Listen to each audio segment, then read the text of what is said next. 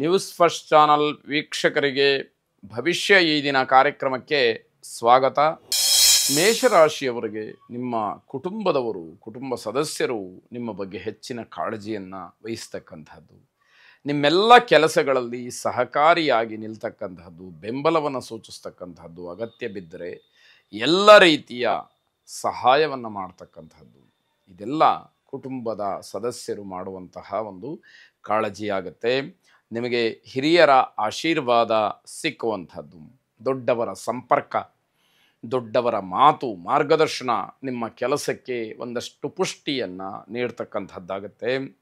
ಸಾಲಕ್ಕೆ ಹಣ ಬೇಕು ಅನ್ನುವಂತಹ ಸಂದರ್ಭ ಒದಗಿದಾಗ ತತ್ಕ್ಷಣದಲ್ಲಿ ಆ ವ್ಯವಸ್ಥೆ ಆಗ್ತಕ್ಕಂಥದ್ದು, ಅದಕ್ಕೆ ಪರದಾಟವನ್ನು ಮಾಡುವಂಥದ್ದು, ಅಲೆದಾಟ ಮಾಡುವಂಥದ್ದು, ಇದ್ರ ಯಾವ ಅವಶ್ಯಕತೆಯೂ ಕೂಡ ಅಲ್ಲಿ ಬರುವುದಿಲ್ಲ ಅನ್ನುವಂಥದ್ದು.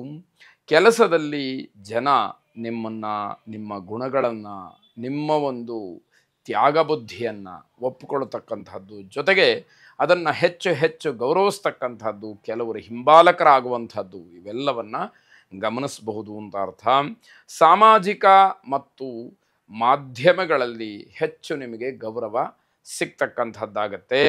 ಈ ದಿವಸ ಎಲ್ಲ ರೀತಿಯಿಂದಲೂ ಗಮನಿಸ್ತಾ ಹೋದಾಗ ಶುಭ ಫಲಗಳೇ ಹೆಚ್ಚಾಗಿದೆ. ಹಾಗಾಗಿ ನಮ್ಮ ಪಾಲಿಗೆ ಶುಭ ದಿನ ಅಂತ ಹೇಳಿ ಮೇಷರಾಶಿಯವರು ಗಮನಿಸಬಹುದಾದಂತಹ ದಿವಸವಾಗತ್ತೆ.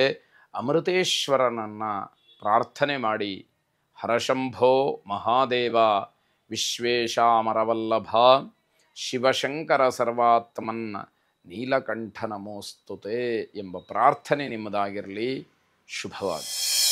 ವೃಷಭ ರಾಶಿ, ಹೊಸ ಕೆಲಸಗಳನ್ನು ಮಾಡೋದಕ್ಕೆ ತುಂಬ ಉತ್ತಮವಾದಂತಹ ದಿವಸ ಇದು.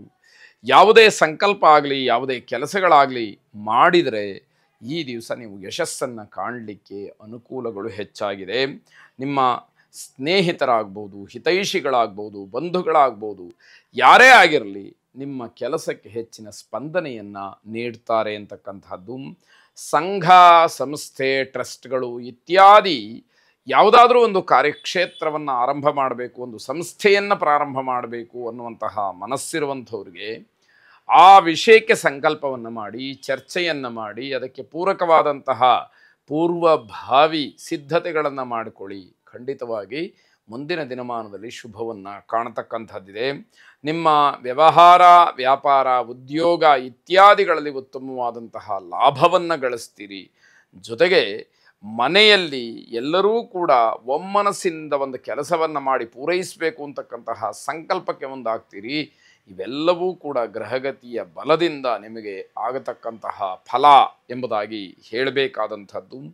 ಕುಲದೇವತೆಯನ್ನು ವಿಶೇಷವಾಗಿ ಪ್ರಾರ್ಥನೆ ಮಾಡಿ. ಶುಭವಾಗಿ. ಮಿಥುನ ರಾಶಿ, ನಿಮ್ಮ ಪ್ರತಿಭೆ, ನಿಮ್ಮ ವಿದ್ಯೆ ಇತ್ಯಾದಿಗಳನ್ನು ಸಮಾಜಕ್ಕೆ ತೋರಿಸಬೇಕಾದಂತಹ ದಿವಸವಾಗುತ್ತೆ. ಸುಪ್ತವಾಗಿರತಕ್ಕಂತಹ ವಿದ್ಯೆಯನ್ನು, ಪ್ರತಿಭೆಯನ್ನು ಸಮಾಜಕ್ಕೆ ಅನಾವರಣಗೊಳಿಸಿ ಅಲ್ಲಿ ನಿಮ್ಮದೇ ಆದಂತಹ ಸ್ಥಾನವನ್ನು ಗಿಟ್ಟಿಸ್ಕೊಳ್ಬೇಕಾದಂತಹ ಅನಿವಾರ್ಯತೆ ನಿಮಗೆ ಒದಗಿ ಬರುವಂಥದ್ದಾಗುತ್ತೆ. ನಿಮಗಿರ್ತಕ್ಕಂತಹ ಆಳವಾದಂತಹ ಜ್ಞಾನ ಆಗಲಿ, ಪ್ರತಿಭೆಯಾಗಲಿ ಹಾಗೆ ಉಳಿದು ಹೋಗಿಬಿಡುತ್ತೇನೋ ಅನ್ನುವಂತಹ ಸಂಶಯ ಕಾಡೋದಕ್ಕೆ ಆರಂಭವಾಗುತ್ತೆ. ಯಾಕೆ ಅಂತಂದರೆ ಮುಂದಿನ ಪೀಳಿಗೆಗೆ ಅದು ಮುಂದಿನ ತಲೆಮಾರಿಗೆ ಅದು ಏನಾದರೂ ಪ್ರವಹಿಸಲಿಲ್ಲ ಅಥವಾ ಹೋಗಲಿಲ್ಲ ಅಂತಾದಾಗ, ನಿಮ್ಮಲ್ಲೇ ಉಳಿತು ಆ ವಿದ್ಯೆ ಅಂತಾದಾಗ ಕಷ್ಟವಾಗುವಂಥದ್ದಿದೆ.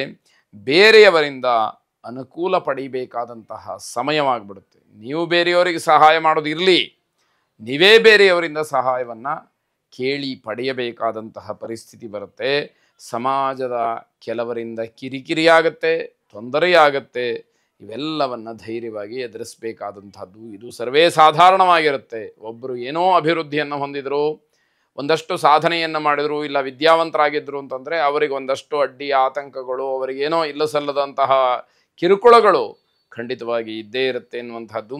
ದೇವಿಯನ್ನು ವಿಶೇಷವಾಗಿ ಪ್ರಾರ್ಥನೆ ಮಾಡಿ. ಶುಭವಾಗಿ. ಕರ್ಕಾಟಕ ರಾಶಿ, ಆರೋಗ್ಯದಲ್ಲಿ ಸಣ್ಣ ಪುಟ್ಟ ವ್ಯತ್ಯಾಸಗಳಾಗುತ್ತೆ. ಅದರಲ್ಲೂ ನಿರ್ದಿಷ್ಟವಾಗಿ ಹೇಳಬೇಕು ಅಂತಂದರೆ ಬೆನ್ನು ಮೂಳೆಯ ಸಮಸ್ಯೆ ನಿಮಗೆ ಕಾಡುವಂಥದ್ದಾಗತ್ತೆ. ಎಲ್ಲೂ ಕೂಡ ಬೇಜವಾಬ್ದಾರಿಯಿಂದ ವರ್ತಿಸ್ತಕ್ಕಂಥದ್ದು ಬೇಡ, ಅಥವಾ ನನಗೇ ಎಲ್ಲವೂ ತಿಳಿದಿದೆ ಅಂತಕ್ಕಂತಹ ಒಂದು ಭಾವನೆಯೂ ಬೇಡ. ಇದೆಲ್ಲವನ್ನು ದಾಟಿ, ಇದೆಲ್ಲವನ್ನು ಮೀರಿ ನಿಮ್ಮದೇ ಆದಂತಹ ಕೆಲವು ಒಳ್ಳೆಯ ಚಿಂತನೆಗಳನ್ನು ನಡೆಸಿ ವೈದ್ಯರ ಸಲಹೆಯನ್ನು ಪಡ್ಕೊಳ್ಳಿ ಅಂತಕ್ಕಂಥದ್ದು. ಪ್ರಯಾಣಕ್ಕೆ ಯೋಗ್ಯವಲ್ಲದಂತಹ ದಿವಸ ಇದು. ಪ್ರಯಾಣ ಅನಿವಾರ್ಯವಾಗಿದ್ದರೆ ಮಾತ್ರ ಉಳಿದಂತೆ ಪ್ರಯಾಣವನ್ನು ಮುಂದಕ್ಕೆ ಹಾಕುವಂಥದ್ದು, ರದ್ದುಗೊಳಿಸುವಂಥದ್ದು ಬಹಳ ಒಳ್ಳೆಯದಾಗಿ ಇರುವಂತಹ ದಿವಸವಾಗುತ್ತೆ. ಆರೋಗ್ಯದ ಬಗ್ಗೆ ತಾತ್ಸಾರವನ್ನು ಮಾಡಬೇಡಿ. ಅಗತ್ಯ ಬಿದ್ದರೆ ಮಾತ್ರ ವೈದ್ಯರನ್ನು ಸಂಪರ್ಕ ಮಾಡಲೇಬೇಕಾದಂತಹ ಪರಿಸ್ಥಿತಿ ಇರುತ್ತೆ ಅಂತ ಅರ್ಥ. ಶಸ್ತ್ರಚಿಕಿತ್ಸೆಯನ್ನು ನಾಳೆಗೆ ಮುಂದೂಡ್ತಕ್ಕಂಥದ್ದು ಬಹಳ ಒಳ್ಳೆಯದು. ಇದು ವಿಶೇಷವಾಗಿ ವೈದ್ಯರಿಗೆ ಹೆಚ್ಚು ಗಮನಕ್ಕೆ ಬರಬೇಕಾದಂತಹ ವಿಷಯವಾಗುತ್ತೆ. ಚಂಡಿಕಾ ದುರ್ಗಾ ಪರಮೇಶ್ವರಿಯನ್ನು ಪ್ರಾರ್ಥನೆ ಮಾಡಿ. ಚಂಡಿಕಾ ದುರ್ಗಾ ಪರಮೇಶ್ವರಿಯ ಸಂಪೂರ್ಣ ಅನುಗ್ರಹ ನಿಮ್ಮ ಮೇಲಿರಲಿ, ನಿಮಗೆ ರಕ್ಷಣೆ ಸಿಕ್ಕಲಿ. ಶುಭವಾಗಲಿ.